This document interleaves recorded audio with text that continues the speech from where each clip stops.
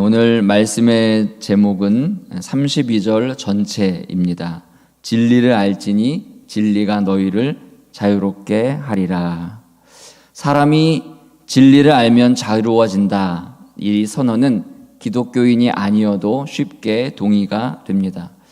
제가 다녔던 중학교 학교 배지라고 하죠. 그 교표를 보면 방패 문양이었습니다. 그리고 방패 문양 상단에 빨간 바탕에 하얀 글씨로 학교 이름이 쓰여져 있었고, 그 다음에 그 아래 방패 중앙에 독수리 머리 형상과 함께 라틴어로 베리타스라는 이 글귀가 쓰여 있었습니다. 베리타스가 우리말로 진리라는 뜻이죠.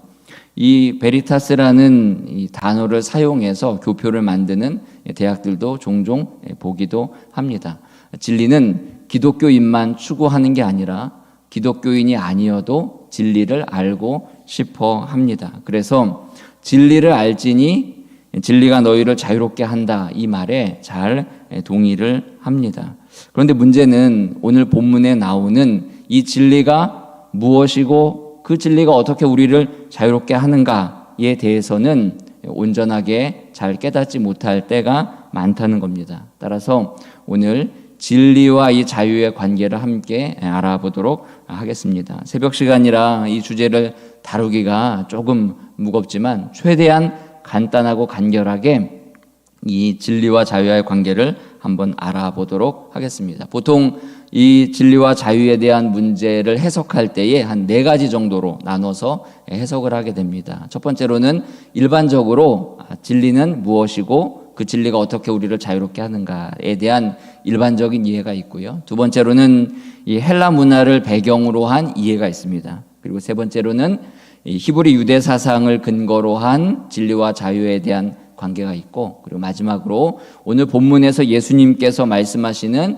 진리와 자유에 대한 이 관계가 있습니다. 그러면 하나씩 간단하게 살펴보도록 하겠습니다. 첫 번째로 일반적인 이해에 있어서 진리는 정확하고 변함없는 사실을 이 진리라고 받아들입니다. 변함없고 정확한 사실이 어떻게 우리를 자유롭게 하느냐? 사실을 알게 되면 몰라서 두려웠던 것들로부터 벗어날 수가 있게 되지요.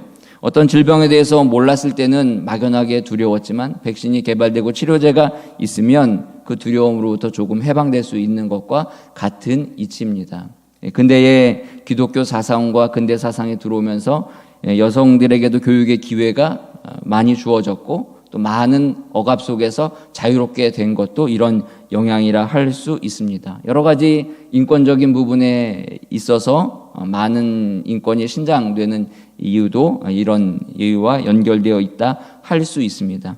하지만 이런 이 정확하고 변함없는 사실이라는 개념 속에서의 진리는 또 다른 속박으로 우리를 얽어맬 때가 있지요. 많은 인권이 성장하는 이 과정 속에서 동성애를 옹호하는 것이라든지 또 다른 사상에 묶여가지고 거기서 벗어날 수 없는 경우도 종종 보게 됩니다. 뿐만 아니라 권력, 탐욕, 인간과의 관계 이런 여러 가지 복잡하고 다양한 것들이 얽혀 있기 때문에 이 진리를 그냥 정확하고 변함없는 사실이라고만 규정하기는 어렵고 또 이러한 진리가 우리를 완전하게 자유롭게 할 수도 없습니다.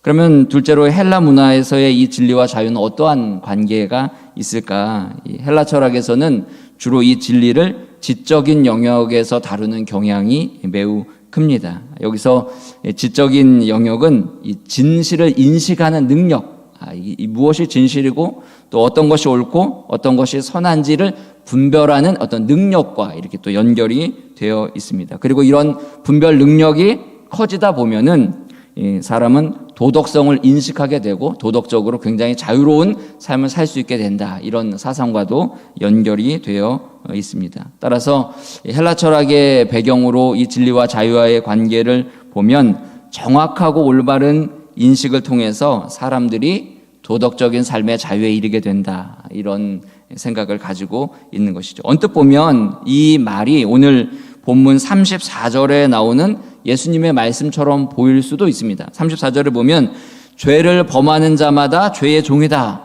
이 말씀은 죄를 범하지 않으면 죄의 종이 아니다라는 말로 들릴 수도 있지만 사실 이 말씀의 본 뜻은 죄의 행위가 아니라 죄 아래에 있는 죄의 상태에 있는 인간을 가리키는 말씀이지요. 로마서 3장 23절에도 있듯이 모든 사람이 죄를 범하였음에 하나님의 영광에 이르지 못하는 것처럼 사람은 죄 아래에 있는 죄의 영향력 아래에 있기 때문에 그곳으로부터 자유로울 수 없다는 것을 예수님께서 가르쳐 말씀해 주시는 겁니다. 지식과 분별하는 능력이 항상 또 도덕성과 비례하는 것이 아니기 때문에 또 이 생각도 완벽하게 진리와 자유를 설명한다 말할 수는 없습니다. 왜냐하면 인간은 이미 죄의 상태에 놓여 있기 때문에 분별하는 능력과 도덕적 삶의 실천이 항상 일치할 수가 없기 때문입니다. 그러면 셋째로 이 유대 사상 속에서의 이 진리와 자유는 어떠한 관계에 있었을까요? 유대인들은 진리를 율법이라고 생각했습니다. 그래서 그들에게 율법을 연구하고 탐구하는 게 자유를 가져다 준다, 이렇게 받아들였던 것이죠. 1세기 때에 랍비 중에 한 사람이 기록한 글에는 이런 글귀가 있습니다. 율법의 멍에를 스스로 짊어진 자는 왕국의 멍에와 세속의 염려의 멍에에서 벗어나게 될 것이다. 그러나 율법의 멍에를 벗어 던진 자는 왕국의 멍에와 세속적인 염려의 멍에를 짊어지게 될 것이다. 율법을 짊어지면 세속적인 굴레로부터 자유를 얻을 수 있다. 그런 속박에서 자유로울 수 있다. 이런 생각을 갖고 있었던 것이죠. 요세푸스라는 사람을 한 번쯤 들어보셨을 텐데요. 요세푸스라는 이 유대인 역사가도 이런 글을 남겼습니다. 율법에 대한 복종을 통해서 얻는 축복에 대해서 이야기하면서 이렇게 말을 덧붙였습니다. 너희 지도자들이 율법을 합당하게 실행한다면 자유가 너희의 길잡이가 될 것이다. 그러니까 율법이 우리에게 자유를 가져다 준다. 이게 기본적인 유대 사상이었는데, 하지만 구약을 조금만 더 자세히 살펴보면은 구약에서의 어떤 진리는 하나님의 속성과 관계가 있습니다. 진리에 해당하는 히브리어 단어도 이 성품과 관계가 있는데요. 이 성품은 언약을 신실하게 이행할 때에 드러나는 성품입니다. 그래서 사실 히브리 유대 사상의 구약 사상의 근본적인 진리와 자유는 언약을 충실하게 이행하는 행위와 이렇게 연결이 되어 있고, 또 언약에 근거한 하나님과의 관계 속에서 진리와 자유를 설명하고 있습니다. 이 배경에서 보면 오늘 33절에서 유대인들이 하는 말을 잘 이해할 수가 있습니다. 유대인들이 뭐라고 얘기합니까? 우리가 아브라함의 자손이라 남의 종이 된 적이 없었다, 이렇게 말합니다. 근데 사실 역사적으로 보면 이들이 남의 종들이 된 적이 없었습니까? 아니죠. 그들의 조상은 애굽의 노예였을 뿐만 아니라 바벨론으로 끌려갔고, 지금 이들은 로마 식민 통치를 받고 있습니다. 그러니까 역사적인 사실로 보면 이들은 늘 남의 종이었지만 종된 적이 없다라고 말하는 건 이 자유가 언약에 근거한 아브라함의 자손에게 주어지는 특권이다, 이런 생각이 이들에게 깔려 있었기 때문입니다. 그래서 하나님과의 관계 속에서 우리가 하나님의 자녀이기 때문에 우리는 남의 종이 된 적이 없다, 이런 생각을 가지고 있는 것이죠. 하지만 오늘 예수님께서 이들에게 뭐라고 말씀하십니까? 아브라함이라는 혈통이 아니라 예수님과 맺은 새 언약을 통해서만 그리스도 안에 있어야만 완전히 자유로워질 수 있다는 것을 이들에게 다시 말해주고 있습니다. 31절과 36절이 바로 이 말씀을 가리키고 있는 것이죠. 31절 후반에 이렇게 기록되어 있습니다. 너희가 내 말에 거하면 참으로 내 제자가 된다. 또 36절에 보면은 그러므로 아들이 너희를 자유롭게 하면 너희가 참으로 자유로워지리라. 지금까지 말씀드린 이 진리와 자유와의 관계에 따른 여러 해석들은 진리와 자유에 대한 일면들을 보여주는 면이 있습니다. 완전히 다 틀렸다고 말할 수는 없지만 진리와 자유와의 관계를 한쪽 면만 보여주고 있는 것이죠. 일반적인 이해에 있어서 진리가 사실을 알면 두려움을 없애준다. 네, 맞습니다. 진리는 두려움을 몰아내고 자유를 주는 것도 맞습니다. 헬라 문화 배경에서 볼 때 진리는 높은 수준의 도덕적 인식으로 사람을 자유롭게 할 수 있다. 이것도 일면 맞습니다. 또 유대 사상 배경에서 사람이 하나님과의 언약 관계에서 자유롭게 될 수 있다. 당연한 것이죠. 물론 이 언약이 예수 그리스도 안에서 맺어진 새 언약일 때 가능합니다. 그러면 이제 오늘 본문에서 우리에게 말하는 이 진리와 자유는 어떠한 관계로 설명해주고 있을까요? 이런 모든 배경들은 기본적으로 다 포함을 하고 있지만 오늘 이 본문에서는 이 진리와 자유의 관계를 조금 더 구체적으로 우리에게 잘 설명해 주고 있습니다. 크게 세 가지 차원에서 말씀드릴 수 있는데요. 첫 번째, 진리는 이 죄와 죽음으로부터 자유롭게 합니다. 34절의 말씀이죠. 죄를 범하는 자마다 죄의 종이다. 우리는 죄의 상태에 있기 때문에 죄를 지을 수밖에 없는데 그 죄의 상태에 있는 우리를 죄로부터 해방시켜주는 것이 바로 진리다라고 말하고 있습니다. 이런 차원에서 보면 자유는 죄로부터의 해방이 되는 것이고 죄로부터 해방되는 것이 자유라면 진리는 이 구원과 연결되어 있고 진리를 알므로 우리는 구원에 이르게 된다는 것과 연결되게 되어 있습니다. 그러면 진리가 무엇입니까? 여기서 두 번째 차원으로 넘어갈 수 있는데요. 아까 말씀드렸던 31절과 36절의 말씀입니다.